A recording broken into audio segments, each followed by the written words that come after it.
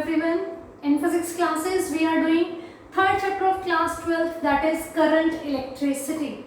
And today we are going to discuss about the effect of temperature on the resistance.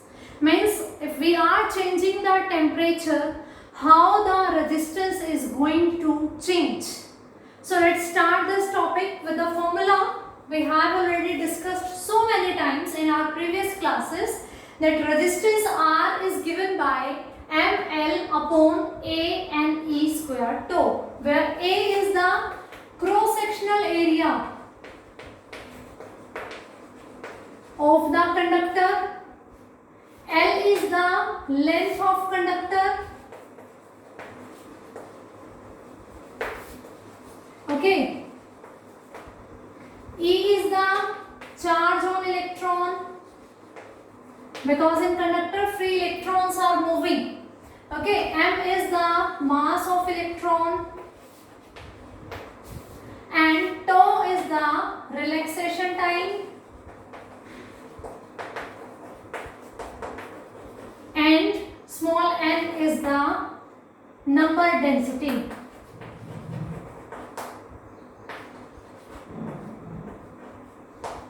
Number density means number of free electrons per unit volume. This is the number density. Number of free electrons per unit volume in a given conductor. And tau is the relaxation time.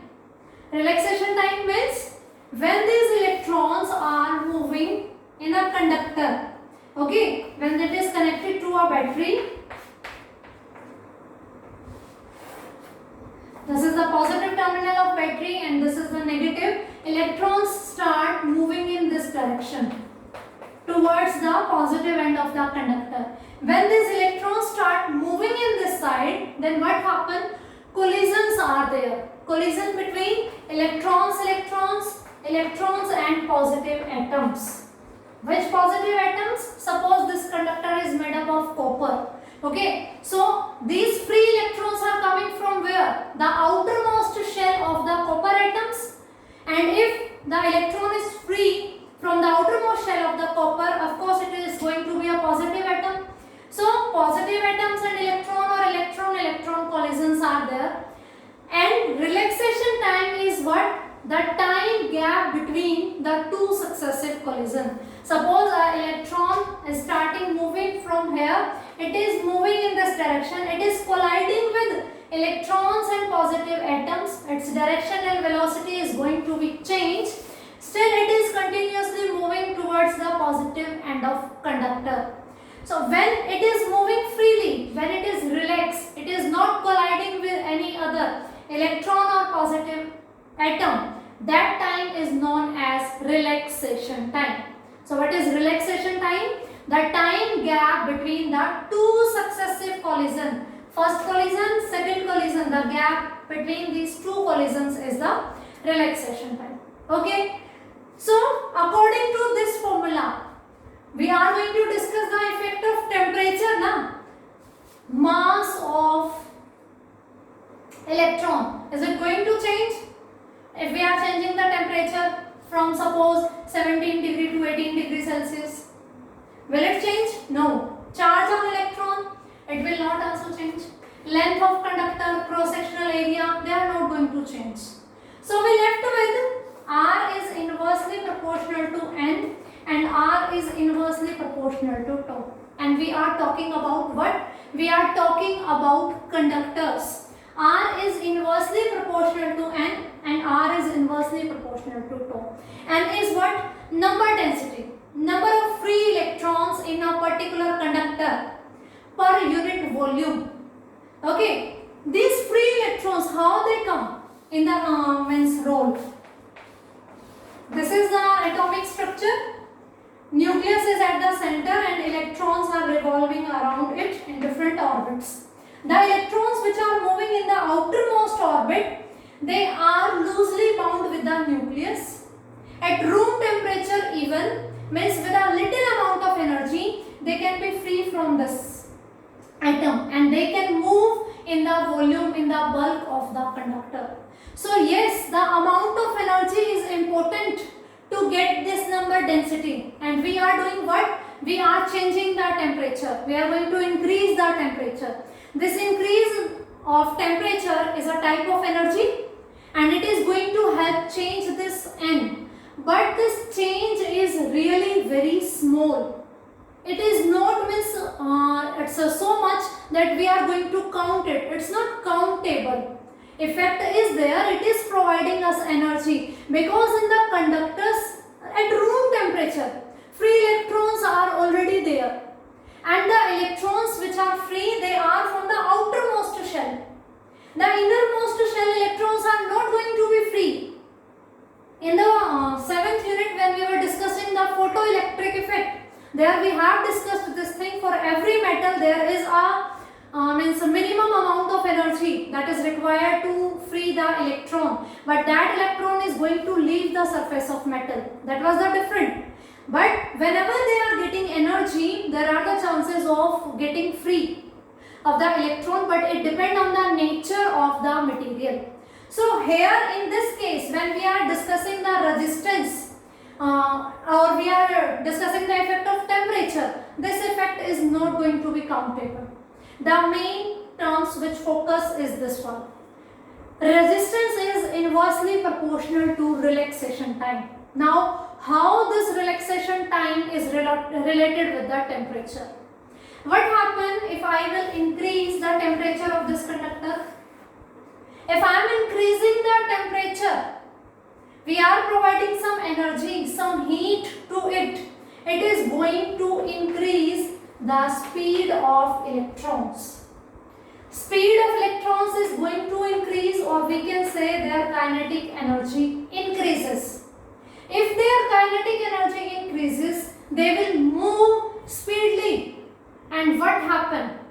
Means 4 people are moving slowly, and suddenly with the increase of temperature, those 4 people start moving speedily. What happen?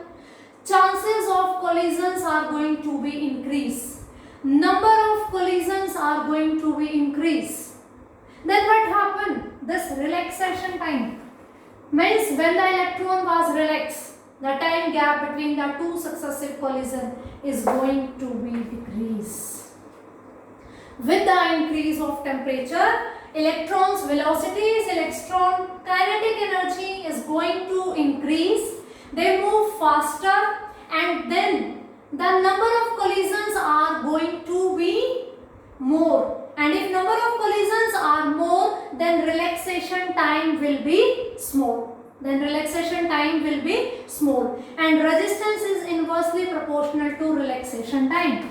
R is inversely proportional to tau. So if temperature increases, then relaxation time decreases.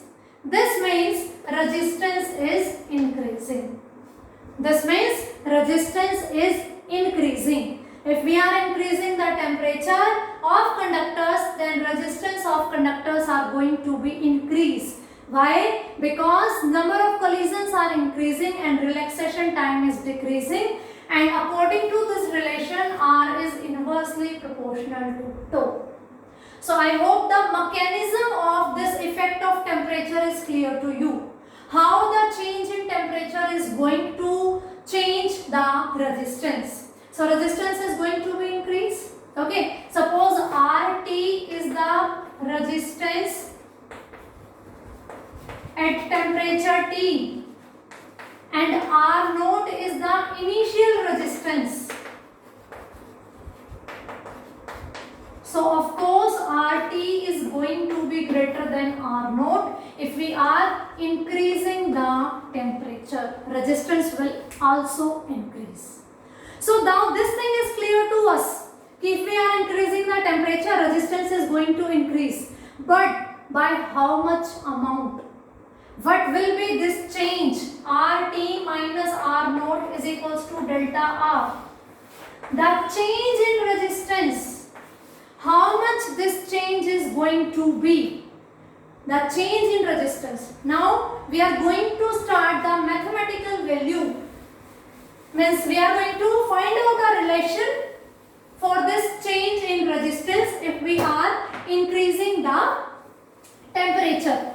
Okay, if we are increasing the temperature, then what will be the change in this resistance? So for this various experiments done by the physicists, like they were changing the temperature for different materials, and they observed a common thing for all, that this change in temperature is directly proportional to R naught. R naught is what? Initial value of resistance. Okay, directly proportionality matlab, if this is small, this change is small. If this is more, this is going to be more.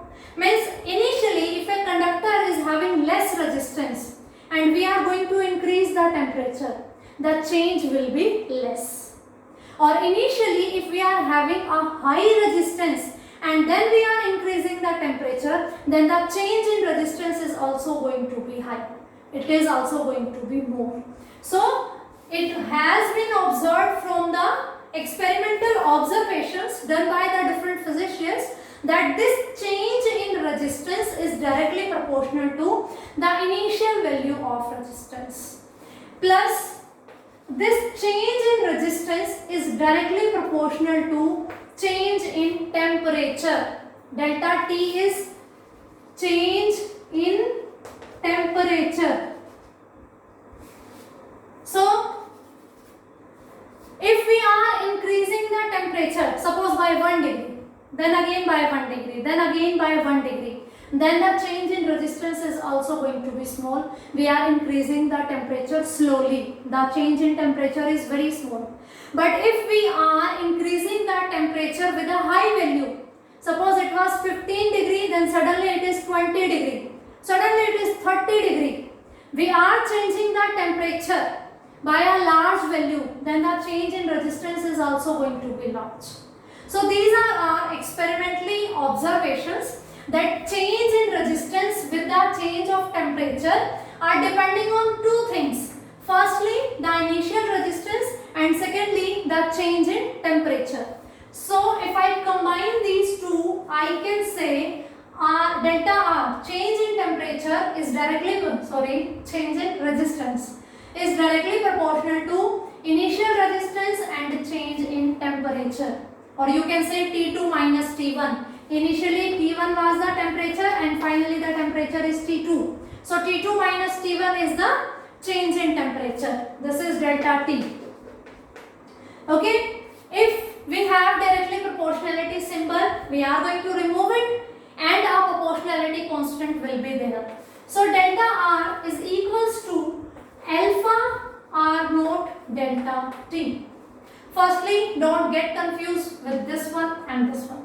This is the symbol for directly proportional relation. And this is a constant alpha, proportionality constant. Alpha is the proportionality constant. It also known as temperature coefficient of material. It is also known as temperature coefficient of material. Material is what? Of the conductor's material. Copper, aluminium, silver, whatever it is. Okay. So delta R will equals to alpha R naught delta T, where alpha is a proportionality constant and its name is temperature coefficient of material. It depends on the nature of material, of which material the conductor is made up of. So delta R is equals to this one. Delta R is what?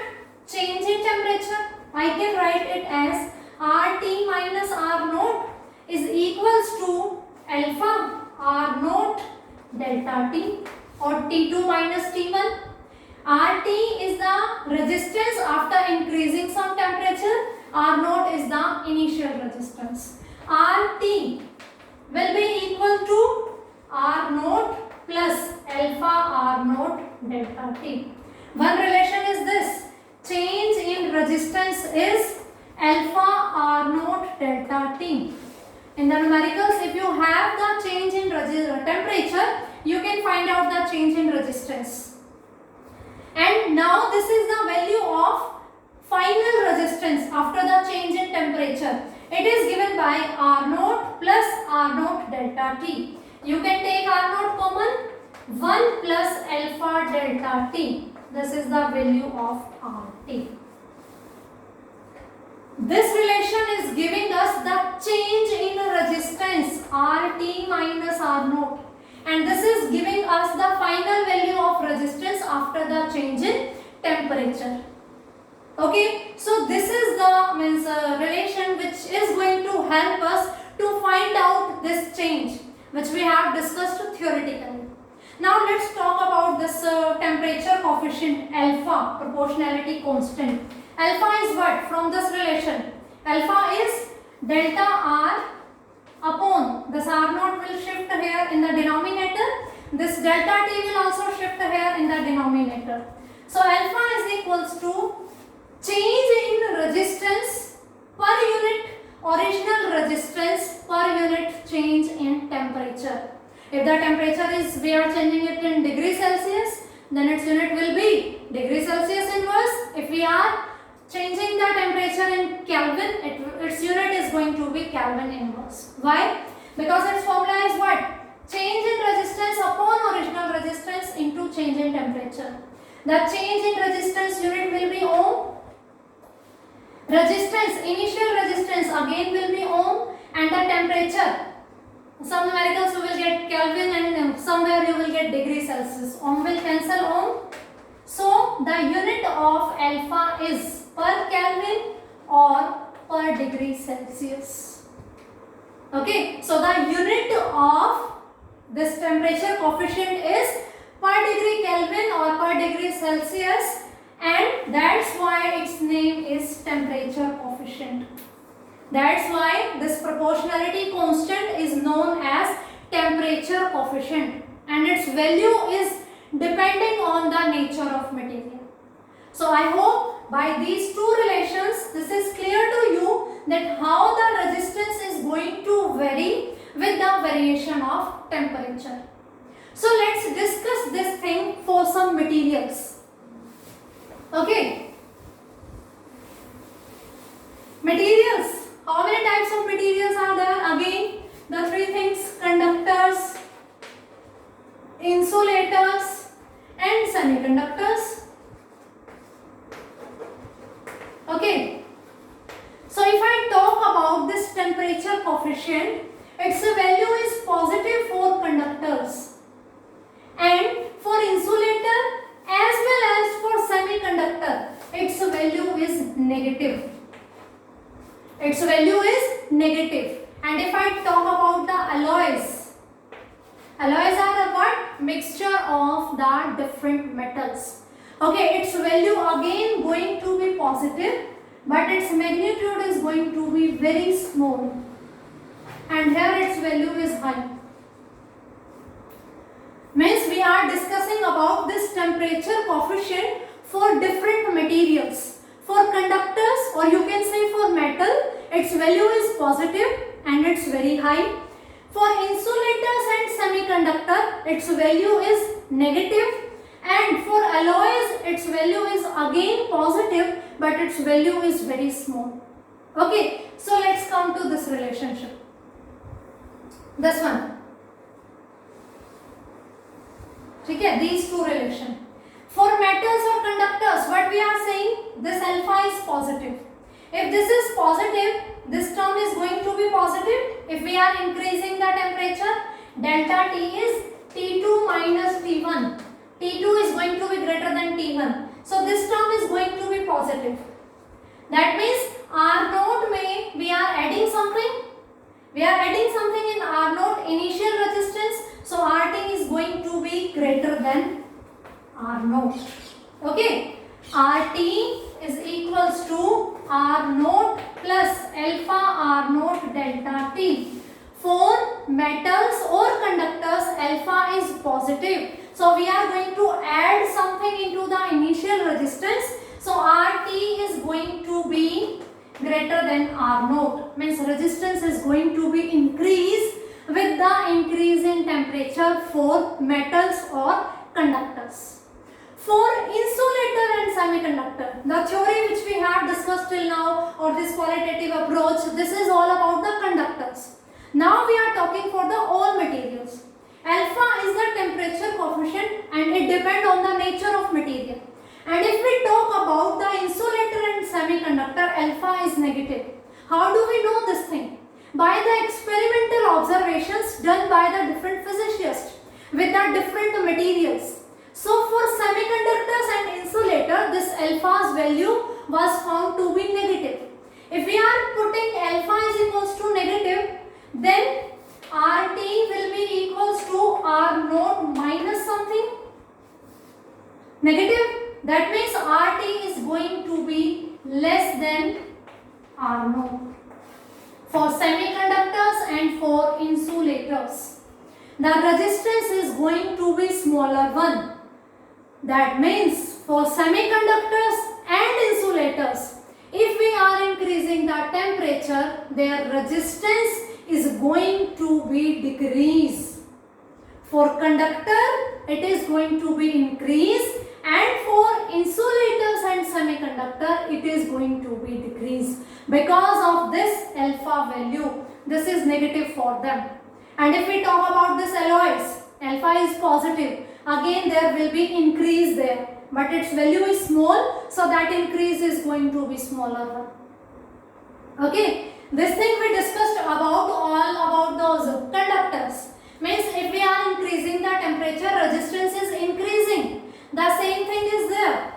But we are here discussing for the alpha, that is depending on the material, and it is negative for semiconductor and insulator. And according to this relation, if this term is negative, we are subtracting something from the initial resistance value. That means final resistance after increase in temperature, its value is going to be smaller one.